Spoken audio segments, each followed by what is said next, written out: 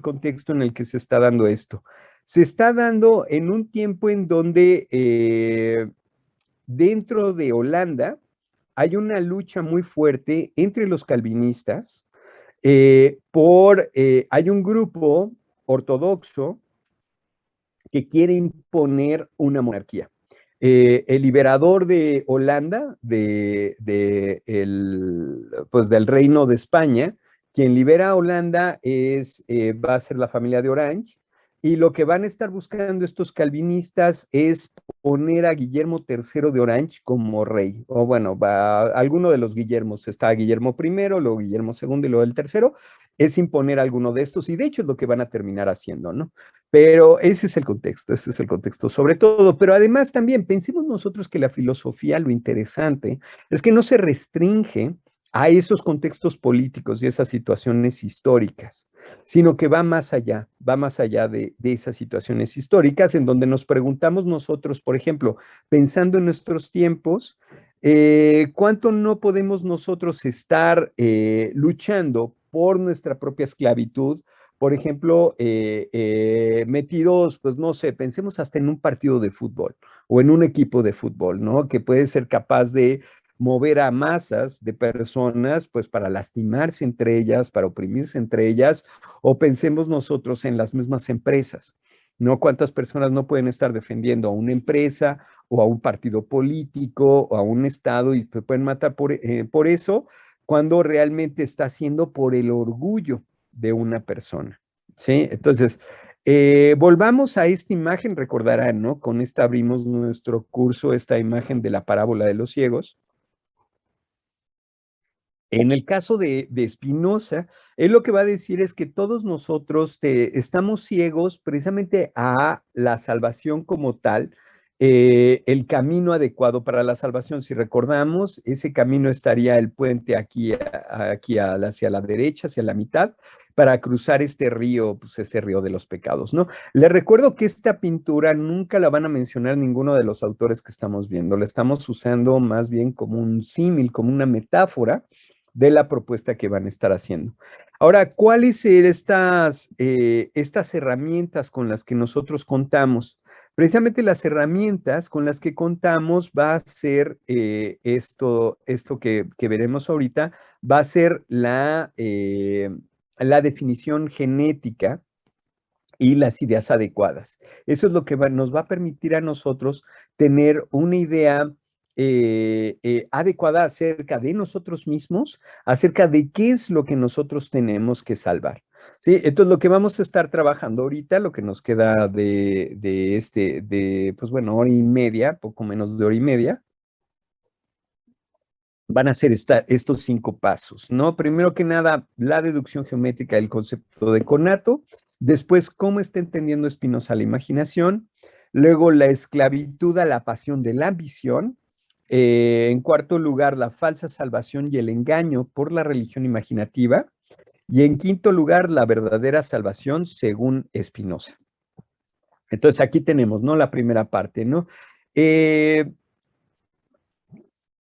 una manera en el Tratado Teológico, bueno, el Tratado de la Reforma del Entendimiento, hay una manera que va a plantear Spinoza que va a llamar la definición genética, que toma Spinoza de Hobbes. No es propiamente de Spinoza, pero lo retoma de ahí. Recordemos nosotros que lo que están haciendo los filósofos es retomar elementos de distintas fuentes. No es que todo se les ocurra de cero, sino que van agarrando distintos elementos y los reelaboran, los reorganizan de cierta manera, pues para poder dar cuenta pues bueno, de lo que quieren ellos demostrar, ¿no? Entonces, esta definición genética, por ejemplo, va a ponernos ahí el caso de la definición genética de la esfera en el Tratado de la Reforma del Entendimiento. Y nos va a decir que supongamos que tenemos nosotros un medio arco, un medio círculo, dejamos 2 de sus extremos fijos y lo hacemos girar sobre un eje. Y entonces esto nos va a dar una esfera. Y con esa esfera, que es una esfera mental, en la realidad ninguna esfera surge de esta manera, pero con esa esfera mental yo puedo tener pues precisamente las propiedades de la esfera. y puedo sacar ahí, pues, por ejemplo, el radio, saber dónde va a estar el centro, saber que si cualquier corte que yo haga de la esfera me va a dar un círculo. O sea, puedo saber distintas cosas. El círculo más grande se me va a dar el diámetro, ¿no? Y cosas así, ¿no? Que yo puedo estar sacando solamente de esa esfera mental. No necesito ir a la realidad y ver si esta esfera de madera me permite a mí sacar estas cosas. Yo simplemente, con el puro poder de mi mente, el puro poder de pensar de mi mente, puedo yo formar esta imagen, esta esfera, y entonces de ahí voy sacando, voy sacando las distintas propiedades y los distintos efectos de las cosas, ¿sí? Entonces, esto es muy importante también porque nos permite a nosotros comprender qué está entendiendo Spinoza por el concepto de conato. Sí, y por el concepto de conato nos va a decir, como lo define en la proposición 6 del tercer libro de la Ética, nos dice, toda cosa se esfuerza en cuanto esté en ella por perseverar en su ser. Ya veíamos en otras clases esta proposición, ¿sí? Entonces no me detendré mucho en ella, solo recordar que nos está diciendo que lo que hace a las cosas ser lo que es precisamente lo que dirige su propia existencia. O sea, la existencia es la actualización de la esencia. No es que la existencia esté por un lado y la esencia esté por otro, sino que la existencia de una cosa es actualizar, es mantener, es conservar, es preservar su propia esencia, la esencia de esa cosa a través de otras cosas que precisamente subordina para poder realizar su esencia, ¿no? Por ejemplo, si nosotros otra vez pensamos en la esencia de la esfera, que sería pues esta misma figura que nosotros estaríamos formando mentalmente, esa esfera, para seguir siendo esfera y poder sacar todas las propiedades que tiene, pues no puede ser solamente un círculo, ni puede ser un cuadrado, ni puede ser un triángulo, ni puede ser otras cosas. Sí, para yo tener esas propiedades y poder sacar todos sus efectos, tengo que tener pues precisamente esta figura, con esas características. Ahora, todas estas ideas, según Spinoza, las ideas de las esencias, son ideas eternas, ideas verdaderas que están comprendidas en el entendimiento de Dios.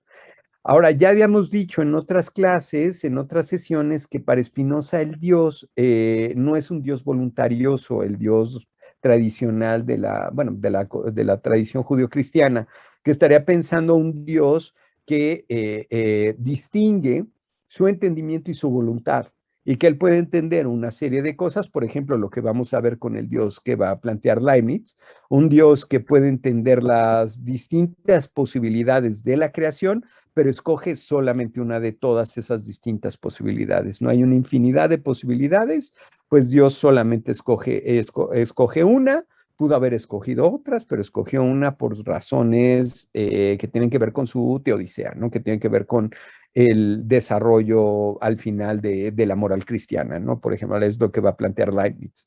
En el caso de Spinoza, no. Dios no decide. Dios no tiene una voluntad como propiedad suya o como una facultad suya, sino que la voluntad de Dios es un producto de la misma existencia de Dios. ¿Sí? No es una propiedad, no es algo que esté dentro de sí.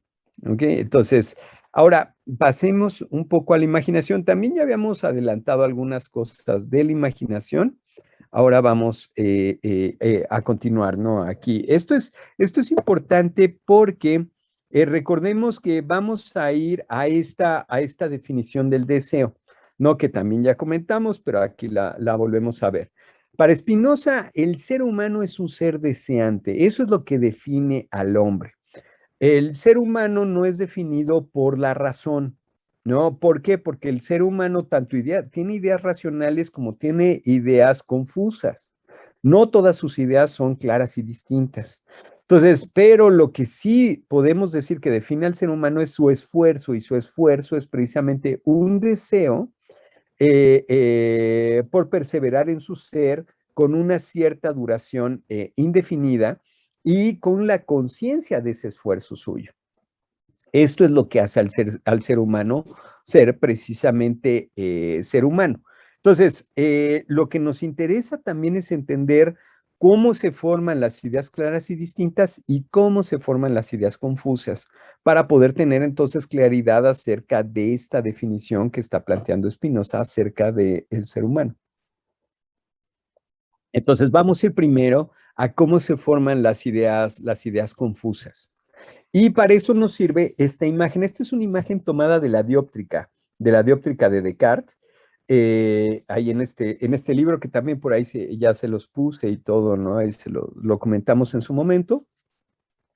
Lo que hace esta imagen es decirnos una cosa aquí también muy, muy curiosa, ¿no? Muy interesante. Nos dice que este es un ojo humano, es el corte de un ojo humano, y nos está presentando aquí una serie de figuras. Por ejemplo, aquí en el número 11, en el número 12 es el Sol, en el número 11 es otra figura, un triángulo, y cómo estas figuras, a pesar de que pueden estar a una gran distancia, hay un plano que funciona como si fuera una especie de cortina, como una cortina en donde nosotros vemos las cosas en un mismo plano. Entonces, no importa que las cosas estén más lejos de esto, el efecto óptico, por las reglas de la óptica del ojo humano, hace que se vean precisamente a esa distancia. Si el objeto, por ejemplo, el objeto número 10 está antes, entonces este objeto se va a ver con mayor claridad y distinción. Pero si está, por ejemplo, si el objeto VX, o bueno, el objeto 11, el objeto X y el objeto 12, aunque estén a distintas distancias, se van a ver como el objeto V, el objeto X y el objeto Y. ¿Sí? ¿Por qué? Por ese plano de la misma óptica. Por ejemplo, Descartes lo pone en 100 pies, esta cortina. Spinoza lo va a poner en 200 porque está considerando los dos ojos y simplemente hace esa operación, ¿no? De una suma. Y ya, no lo va a explicar más, ¿no? Ni lo va a explicar en cartas, ni lo va a explicar en otro lado, ¿no? Sino en eso, ¿no? Entonces, sí, entonces, bien. A ver, ok. Entonces, denme un minutito, por favor.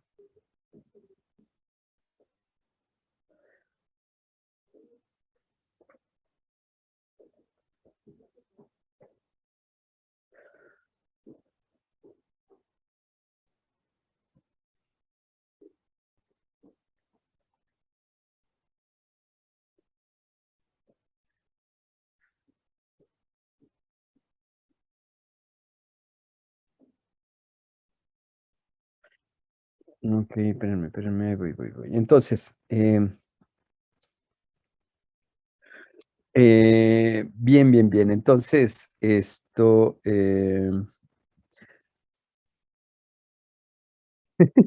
muy bien, la pregunta de Paulo. Bueno, pues miren, yo creo que con muchos autores, en el caso particular de Spinoza, lo que le va a estar sucediendo también es que tiene como, yo creo que tenía mucha conciencia de su muerte y le urge resolver algunos temas y va saltando muy rápido. O sea, si leemos nosotros el libro segundo de la ética, nos quedamos con miles de dudas. O sea, es un libro que está dedicado sobre todo a la epistemología, pero hay miles de huecos, miles de agujeros en donde, por ejemplo, no nos explica exactamente por qué simplemente va a retomar esto de esta manera, ¿no? Y va a decirnos, son 200 pies, ¿no? Bueno, pues ahí. Ahora, realmente no es tan importante. Lo que nos importa sobre todo es el que haya este plano, ¿no? El que haya esta especie de cortina que está diciéndome que el Sol es, a pesar de que esté en esta distancia y es el objeto 12, pareciera que es el objeto Y, ¿no? O el objeto 11 parece que es el objeto V, ¿no? Eso es lo importante. Ahora, ¿por qué esto va a ser importante? Porque me explica a mí por qué yo veo el Sol como si fuera un disco de 2 pies de ancho, de 60 centímetros, ¿no? Que también nos va a dar ese número, y como si fuera algo que está a 60 metros de distancia de mí. ¿Sí? Se forma esta imagen precisamente por las reglas de la óptica. no es que dependa de mi voluntad, ¿no? Ni depende tampoco de mi conocimiento. Yo puedo saber que el Sol realmente está muchísimo más lejos, que está súper separado, pero yo lo que hago es, al momento de mirar, están mis ojos siguiendo las reglas de la óptica. Entonces, no modifica mi saber, mi percepción. Sí, mi percepción va a seguir siendo esta, ¿no? Entonces, eso es lo que me parece que es muy importante, ¿sí? De la misma, de cómo está funcionando esto, ¿no? Pero, y bueno, parte de lo divertido luego cuando nos dedicamos a los autores es tratar de explicar, ¿y por qué dijo 200, y no crean eso, pues ahí lo encontré yo, porque no crean que la gente comenta mucho sobre esto. Y yo creo que ese es un error, porque es bien importante esto para entender cómo se forman las ideas confusas según Spinoza, no según él, ¿no? Entonces, bien, la imagen para Spinoza es la afirmación mental de la afección corporal que representa un cuerpo como presente. Entonces, yo tengo la afección del sol, ¿no? Al estarlo viendo, lo estoy viendo y pienso que es algo que está a 200 pies de distancia y que mide 2 pies de diámetro, porque es la causalidad dirigida por las leyes de la óptica, por cómo funciona el ojo humano, y entonces yo me formo esa idea, ¿no? Y funciona a través de una serie de vestigios. El primer vestigio, la primer huella es la que se forma en la retina, y después habría un segundo vestigio que se formaría en el cerebro, ¿no? Y ahí irá a su, digamos, con su fisiología y estas cosas. Y ahora, el ser humano no erramos, nosotros no erramos por el simple hecho de imaginar. Para Spinoza esto es imaginación. Fíjense que usa el término ya de una manera diferente a como nosotros la usamos. Nosotros hoy en día pensamos por imaginación solamente a la elaboración, la creatividad, ¿no? La creación de cosas que no están, que no existen. Sí, la fantasía, la figuración, todo este tipo de cosas sería lo que nosotros pensaríamos que es la imaginación. Para Spinoza también esto sería la imaginación, pero incluiría toda la percepción sensible, por ejemplo, escuchar, oler, probar, tocar, ver. Todo esto también sería parte de la imaginación para Spinoza. O sea, la percepción sensible es parte de la imaginación. Y también algo que es parte de la imaginación para Spinoza es el lenguaje. El lenguaje también es parte de la imaginación. Si les interesa esto, les recomiendo, pues igual, sé que no suena eso muy bien, suena muy egocéntrico, pero hice este libro de la teoría del conocimiento en Spinoza, y ahí hay un capítulo dedicado a la percepción sensible, hay otro capítulo dedicado al lenguaje precisamente en Spinoza, tratando de aclarar todas estas cosas, ¿no?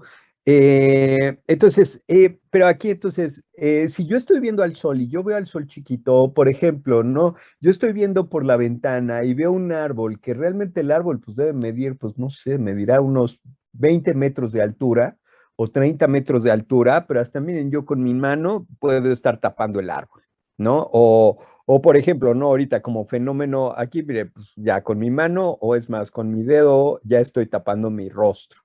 Y obviamente, pues mi dedo no es del tamaño de mi rostro, ¿no? Pero es como funcionan las reglas de la óptica, ¿no? Con el punto de fuga, ¿no? Es así funcionan. Entonces, este tipo de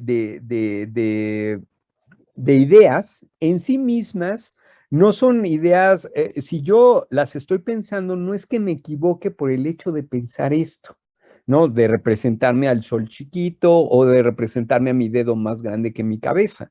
No, no es que yo me equivoco, según Spinoza, en el momento en que yo no tengo una idea que contrarreste precisamente esa idea. Por ejemplo, si yo solamente tuviera esta idea y yo toda la vida que me viera yo en el espejo, viera esto, pues tal vez pensaría que mi dedo siempre es más grande que mi rostro, ¿no? Sí, algo así, ¿no? Por pensar en ese experimento, ¿no? Pero es el tener distintas ideas que me permitan a mí pensar y ubicar precisamente este objeto como esta imagen de la dióptrica, en donde tenemos ahí precisamente al ojo representando cómo se dan la luz y cómo esta luz entra, cruza, pues bueno, el iris, el lente y después llega a la retina.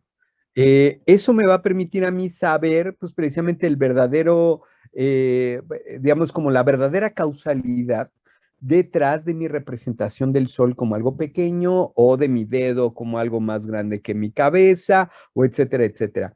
En todo este, en todo este periodo de la modernidad es clarísimo que los sentidos nos engañan. Pero la cuestión no es tanto ya solamente el engaño, sino es que se sabe ya y se estudia cuáles son las reglas de ese engaño. Entonces es un engaño que yo puedo comprender, puedo entender causalmente precisamente con esquemas como este. Este esquema me permite a mí comprender cómo se da ese engaño, esa ilusión. Es una ilusión. Ahora, yo me voy a equivocar, yo voy a errar en el momento en que afirmo que el Sol, de hecho, mide 2 pies de diámetro. O en el momento en que yo digo que el Sol está a 200 pies de distancia, o que yo digo que mi dedo es más grande que mi cabeza. En ese momento es cuando estoy errando.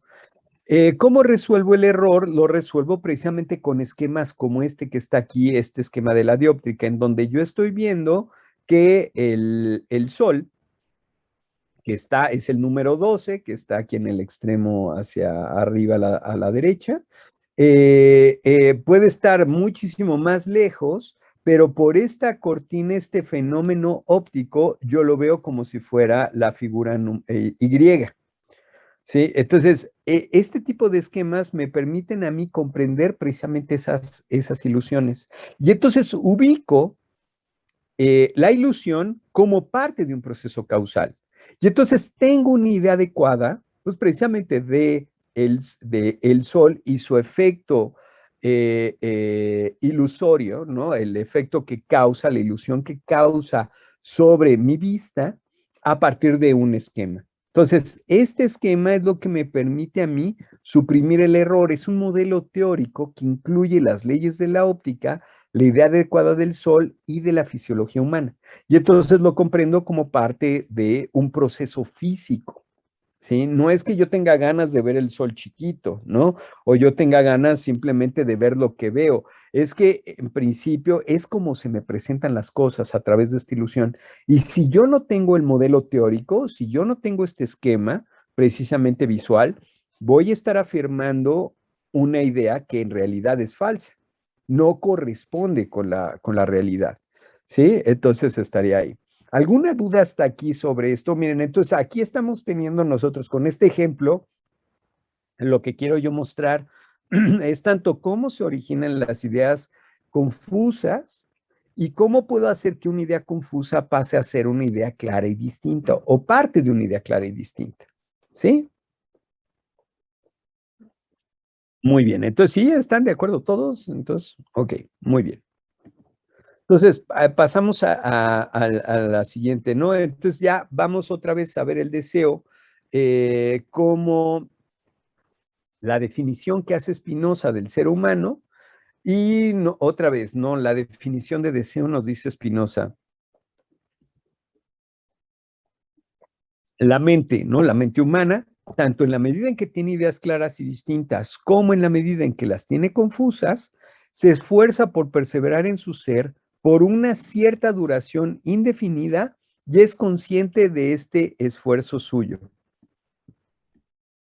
Entonces, esta definición, decíamos, ¿no? Es muy importante. eh, entonces,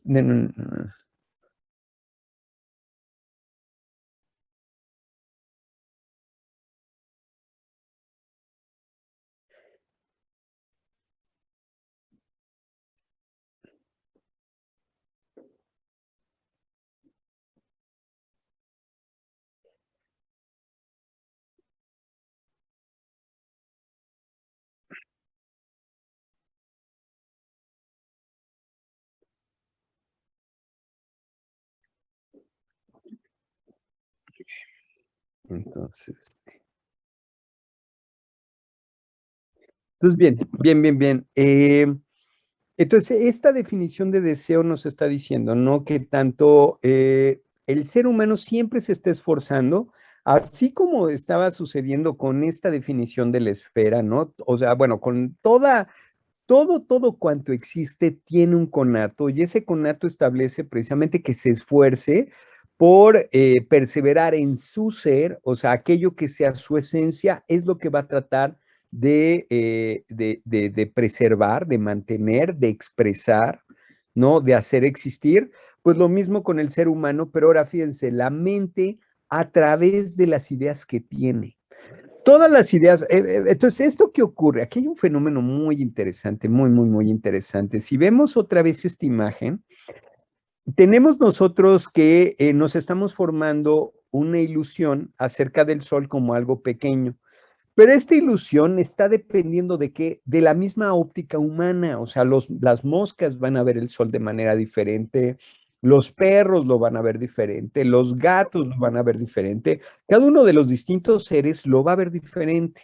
Sí, entonces la representación que yo tengo de cualquier cosa, así sea del sol, de la taza, de una pluma, de una libreta, todas las distintas representaciones que yo puedo llegar a tener, todas estas representaciones realmente están hablando de mi naturaleza. O sea, está mi naturaleza presente en todas mis representaciones. Y entonces, lo que voy a estar yo haciendo al esforzarme por existir es precisamente por poner mis propias representaciones. Estoy yo intentando ponerme a mí mismo, pero como va a mí mismo junto con los objetos representados, entonces también estoy pensando el objeto. Sí, esto, miren, miren, o sea, realmente a mí me parece esto es fascinante. Es que lo que nos está diciendo es que nuestros deseos que en gran medida son carencias, por ejemplo, si tengo sed, pues es que estoy deshidratándome. Si tengo, entonces, si tengo todas estas cosas, lo que voy a estar haciendo precisamente es, o de lo que me está hablando de qué es lo que yo he conservado hasta ahora y qué es lo que yo pienso que soy. O lo que he sido, más bien, no solo lo que pienso que soy en un sentido ilusorio, sino lo que he sido hasta este momento. ¿Sí? Eh, ¿Tienen alguna duda? ¿A poco esto les parece que es clarísimo y están completamente de acuerdo en esto?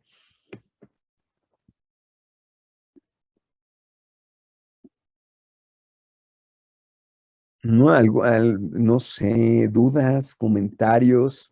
Yo me perdí tantito cuando Muy bien. comenzó a decir que la mente preserva su existencia a través de, no sé, no supe si era ideas o representaciones. Muy bien, sí, sí, en gran medida vamos a entenderlas igual, tanto en el caso de la mente humana, sí, las ideas serían representaciones. Esto es, hacen presente algo, algún objeto, alguna cosa. ¿Sí? El objeto precisamente de la idea, el objeto ideado. Entonces, la mente lo que está haciendo es esforzarse, se está esforzando en todo momento por actualizarse pensando sus propias ideas. O sea, ¿por qué? Pues porque en sus ideas está ella misma. Entonces, al esforzarse por perseverar en su ser, pone sus propias ideas, pero al poner sus ideas, pone también los objetos de sus ideas. Y aquellos objetos, además, con los que más tiempo ha convivido o ha crecido o ha vivido o ha estado, o sea, es con los que más se siente cómoda, digamos, ¿no? Son las que le hacen pensar qué es o qué es lo que es. Precisamente esos objetos que ha pensado y con los que ha estado, ¿no? Bien, sí, más o menos. Sí, muchas gracias. Ok, cualquier cosita. Profesor, Sí, sí, sí, adelante. bueno, Sí, Pablo. la actualización de la esencia, nuestra perseverancia en ser, puede surgir de las ilusiones también entonces. Entonces, ¿nuestro Exactamente. ser también puede venir de algo ilusorio o esto es una idea, diría, Spinoza, no adecuada, porque nuestro ser se está constituyendo a partir de ilusiones? ¿Cómo es eso? Exactamente, exactamente. Y eso, muy bien, Paulo, muy bien. Justo va a ser parte del problema de por qué yo voy a dar mi vida por otra persona, ¿no? Además, por el orgullo de otra persona. Precisamente va a ser por ese lado, cuando yo voy a estar construyendo mi ser a partir de algo que realmente no soy yo. Ahí viene, por ejemplo, la explicación que va a hacer Spinoza de las distintas pasiones. Pensemos la pasión sobre todo por la avaricia, ¿no? La pasión por el dinero, ¿no? Una persona que puede estar, pues yo creo todos conocemos algún avaro por ahí, ¿no? Lo que está planteando es que hay una persona que centra toda su vida en aumentar el dinero, en tener dinero y aumentar el dinero, ¿no? Y esta persona lo que, pues díganme a ver quién come monedas o quién come billetes o quién come tarjetas de crédito o quién come cuentas, pues nadie, ¿no? O sea, no te alimenta el dinero como tal, usas el dinero para comprar comida o para comprar agua o comprar distintas cosas, pero el dinero como tal no te alimenta, ¿no? Es más, no respiras el dinero. O sea, el dinero no es algo que realmente alimente como tal directamente la naturaleza humana como para actualizarla. Pero aún así vemos que hay personas que centran toda su vida en no solo en conservar el dinero, sino en acrecentar el dinero. ¿No? En que haya todavía más dinero, ¿sí? Entonces, ese es el caso de las distintas ambiciones, los casos de de las distintas pasiones, es precisamente la ilusión sobre un objeto que creo que me está definiendo, porque es con el que yo he estado creciendo y con el que me he sentido cómodo y con el que se ha mantenido, se ha actualizado mi esencia, pero realmente como tal ese objeto no forma parte de mi esencia. Entonces está el caso del avaro, ¿no? El avaro es aquel que está buscando acrecentar el dinero, ¿no? De acrecentar pues sí, su riqueza, que es capaz, por ejemplo, el avaro, ¿quién era Paul Getty, no? Había uno de estos millonarios que tomaba leche vencida, no era lo que comía, ¿no? No comía otra cosa más que eso y la compraba así, ¿no? La compraba precisamente, claro, tenía una fortuna y pues tiene un museo tremendo con pues, unas obras de arte maravillosas, pero el hombre como tal no quería gastar dinero en sí mismo, ¿no? Porque gastar en dinero en sí mismo él lo veía como perder su propio ser, ¿no? Puede comprar una obra de arte, pero porque mañana vale más. O compra una gran mansión porque mañana también la puede vender más caro. Sí, o sea, eso no lo ve como algo que le esté quitando dinero, sino al contrario, lo ve como algo que acrecienta su dinero. Pero en cambio, comer, ¿no? Pues puede comer muy poquito, o puede comer muy mal, o puede comer comida incluso descompuesta, ¿no? ¿Por qué? Pues porque piensa que mientras menos dinero le cueste, mejor, ¿no? Entonces, ese es, por ejemplo, lo que sucede con el caso del avaro, ¿no? El avaro es aquel que está definiendo su ser a partir de algo que realmente no es él, que es el dinero, ¿no? Como decíamos, el dinero no te da, no te puedes comer el dinero, ¿no? Puedes usar el dinero para comprar comida, o puedes usarlo para comprar agua o comprar otras cosas, pero como tal no te da de comer. No te sirve para comer, o bueno, no sé, seguro te indigesta, ¿no? O algo así, ¿no? Pero bueno, entonces, ahora pensemos en otra pasión también. Está la pasión de la envidia. Para Spinoza es la peor de las pasiones, la envidia. O sea, el peor es lo peor que le puede pasar a los seres humanos, ser envidiosos. Porque la envidia es precisamente el deseo del mal del otro, es la alegría cuando otro le va mal y es la tristeza cuando a alguien le va bien. Sí, eso es eso es pues precisamente la envidia. Entonces, el envidioso, la parte más terrible del envidioso es que tampoco se quede encerrado en su casa. El envidioso diciendo, bueno, pues sabes qué, pues mejor no veo ni alegrías ni tristezas de los demás para yo no sentir alegrías y tristezas, sino que los seres humanos tendemos a ser activos. Entonces, lo que vamos a buscar es imponer sobre los otros, por ejemplo, tristezas, en el caso del envidioso, ¿para qué? Para sentir alegrías. Entonces, pues va a ser alguien terrible, va a ser alguien que va a lastimar, va a ser alguien que va a dañar, ¿no? Y que va a hacer cosas así, ¿no? Para poder conseguir sus alegrías, ¿no? Entonces, hay tres afectos primarios para Spinoza. Las ideas de la mente actualizan siempre la esencia de la misma mente, pero esta actualización va a ser muy diferente si se hace a través de ideas adecuadas o si se hace a través de ideas inadecuadas. Cuando es a través de las ideas adecuadas, tenemos ideas claras y distintas que presentan precisamente la relación causal, ¿no? Tanto la causa como el efecto, ¿no? Por ejemplo, la idea que habíamos comentado, esta idea acerca de la esfera, es una idea adecuada de la esfera porque no importa que un geómetra pueda tener una idea mucho más clara acerca de la esfera. Yo con esta idea de la esfera que formé mentalmente puedo pues perfectamente pues, sacar el centro, sacar el radio, el diámetro y sacar una serie de propiedades, ¿no? Entonces eso es suficiente. Y en cambio las ideas inadecuadas son ideas confusas y son efectos sin su causa, como en el caso que habíamos visto acá de la imagen que se forma del sol en el fondo del ojo, en la retina, ¿no? Ahí como tal no incluye la causa, simplemente es un efecto suelto, ¿no? Ahí sin la relación causal. Yo tengo que hacer este esquema como el esquema, pues precisamente de aquí, ¿no? De la dióptrica, que les digo, esto no es de Spinoza, este esquema es de la dióptrica de Descartes, pero yo creo que estaría Spinoza de acuerdo en esto. Estaría de aquí nosotros con este esquema, yo puedo explicar perfectamente qué es lo que ocurre con la imagen, pues precisamente del sol, como si fuera algo pequeño. Pero si no tengo yo ese esquema, me quedo solamente con un efecto sin su causa.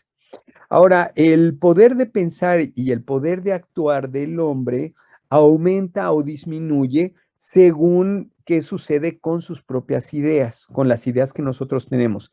En el caso de las ideas adecuadas, lo que vamos a tener es una expresión plena, ¿no? De la misma esencia humana, ¿no? Tenemos lo que Spinoza va a llamar la beatitud o suprema felicidad, que no es propiamente la beatitud cristiana, ¿no? Y así, ¿no? Entonces, decía Rafael que la envidia, no, decía, la envidia es el único pecado que no da placer, ¿no? Pues mira, eso es un dicho muy interesante. Muchas gracias, Rafael. Muchas gracias. Pero sí, en el caso de Spinoza sería el peor de los vicios, el peor de las pasiones, la peor pasión, ¿no? Porque es una pasión destructiva, muy destructiva. Y no solo destruye a los demás, destruye a la persona envidiosa, ¿no? También. Y nos dice acá Alejandra, entonces dice, ¿cuál es la relación entre estas afecciones y la conformación de una comunidad o un estado? Porque al tener efectos en nosotros, como la imposición de la tristeza en nosotros, me imagino que se rompe la armonía que debería perdurar con los otros. Muy buena pregunta, Alejandra.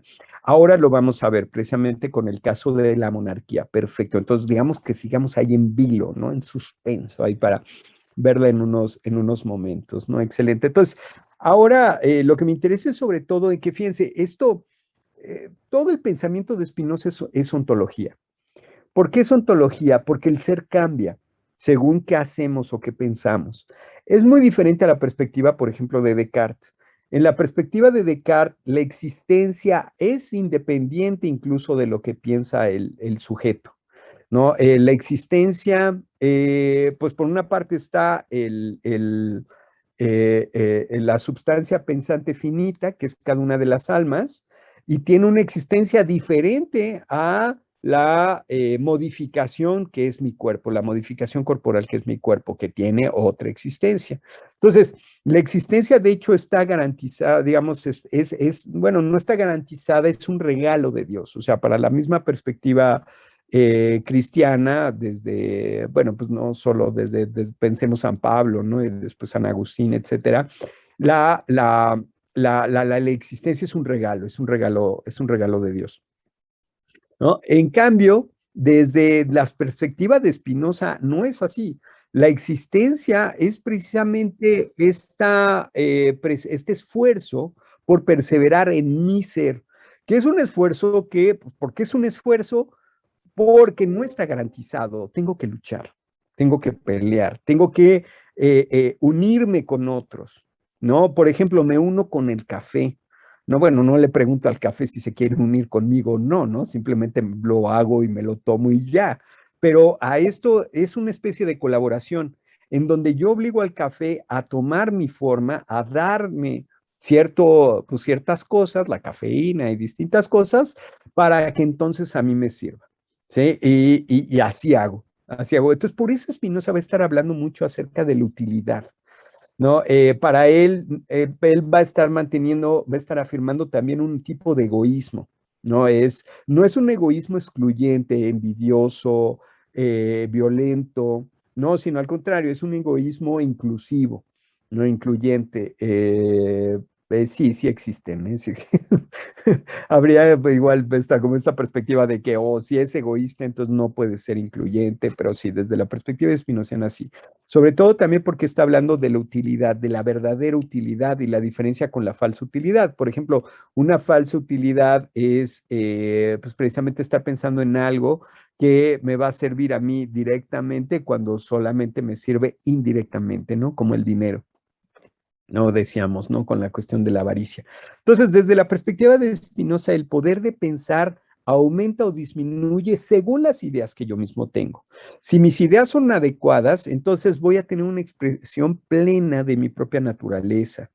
Pero si mis ideas son inadecuadas, entonces voy a tener una expresión que aumenta o disminuye precisamente mi propia existencia, mi propio ser. Entonces, aquí está esta dimensión ontológica. Si este ser cambia, este ser varía, no es un ser dado, ya garantizado. Esto hace tan diferente Spinoza de los pensadores cristianos y bueno, de muchos pensadores judíos también, sobre todo aquellos que están pensando en la trascendencia, en un Dios trascendente. Desde el pensamiento de la trascendencia, del Dios trascendente, se va a estar pensando la existencia, decíamos, como un regalo, no como un acto gratuito de Dios, al que entonces hay que agradecer. Y entonces viene la pregunta que se va a hacer Leibniz desde esa perspectiva, ¿por qué hay cosas y no más bien hay nada? ¿No? Pues, y la respuesta es precisamente, pues, por un acto gratuito de Dios, ¿no? A Él es a quien se lo debemos, ¿no? Que hayan cosas, que haya mundo, ¿no? Que haya universo, que hayan mónadas y así, ¿no? Ya lo veremos con Leibniz. Y esta pregunta, pues, precisamente la van a retomar otros autores cristianos como Heidegger, ¿no? Después. Que precisamente es una pregunta que da por supuesta esta trascendencia que supone, como toda la fenomenología lo hace también, pues después de todo sale de Descartes por eso, ¿no? Está suponiendo la trascendencia. En cambio, desde la perspectiva de la inmanencia, es muy diferente, es muy, muy, muy, muy diferente, ¿no? Y desde esta perspectiva, la existencia no es un acto de gratuidad. Ni siquiera yo puedo responder la pregunta reclamándome a mis padres, oye, ¿por qué existo? ¿Por qué soy? ¿No? Porque mis padres me pueden decir hasta por qué me pusieron el nombre que me pusieron y no sé qué, pero luego quejarse, ¿por qué saliste como saliste? ¿No? O sea, no sé, ¿no? ¿Por qué no hiciste otra cosa de tu vida? ¿No? ¿Por qué? Pues porque cada ser humano pues toma su propio camino y hace su propia vida, ¿no? Etcétera, ¿no? Entonces, no hay una respuesta, ¿no? Al final, ¿por qué? Porque no hay un planteamiento de eso como pregunta antes, ¿no? Esto es bien interesante porque, o sea, a mí me parece, a mí me apasiona todas estas cosas. ¿Por qué? Porque si ustedes ven autores como el mismo Sartre o como Albert Camus, ¿no? Que si bien se pueden decir ateos, o sea, están presuponiendo la trascendencia del ser, ¿no? En esa búsqueda de sentido de la existencia. Y aquí, precisamente en Spinoza, no hay otro sentido que existir, ¿no? En este existir. Ahora, en este existir yo siento estas cosas o siento esta suprema felicidad, ¿no? Como decíamos ya en otra ocasión, en otra de las clases, ¿no? Que Spinoza va a estar definiendo como la fruición infinita del ser, ¿no? Sea lo que sea que quiera decir eso, ¿no? Pero bueno, O sentimos esa suprema felicidad, o sentimos placeres, o sentimos dolores, sentimos alegrías, sentimos tristezas, y somos conscientes de nuestro esfuerzo por existir, por ser, ¿no? Mientras somos, o sea, así es. Y más allá de eso, pues lo que hacemos es precisamente organizarnos y decir, oye, me gustan los placeres, no me gustan los dolores. Pues ¿cómo me organizo para poder tener más placeres y tener menos dolores?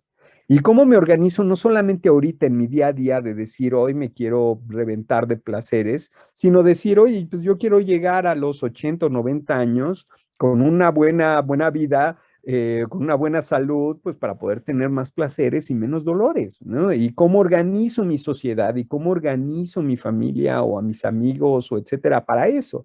Precisamente eso es lo que podemos hacer nosotros, ¿no? Eso es lo que nos hace humanos en gran medida.